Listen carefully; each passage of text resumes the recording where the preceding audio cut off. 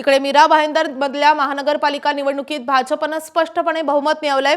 असं असतानाही मात्र विरोधी पक्ष म्हणून काँग्रेस आणि शिवसेनेच्या नगरसेवकांनी एकत्र येत शहर विकास आघाडीची स्थापना केली आहे। तशी माहिती परिवहन मंत्री प्रताप सरनाईकांनी दिली आहे आणि यामुळे महानगरपालिका नियमानुसार सत्ताधारी पक्ष या व्यतिरिक्त सर्वाधिक संख्येचा गट असलेला पक्ष किंवा आघाडीला विरोधी पक्षनेतेपदाचा अधिकार मिळतो आणि त्यानुसार शहर विकास आघाडी ही महापालिकेतील सर्वात मोठी विरोधी आघाडी ठरत असल्यानं विरोधी पक्षनेतेपद मिळण्याचा मार्ग मोकळा झालाय। दरम्यान महापालिकेमध्ये एकूण 95 निवडून आलेले नगरसेवक असून कायद्यानुसार 5 स्वीकृत नगरसेवक नियुक्त होतील।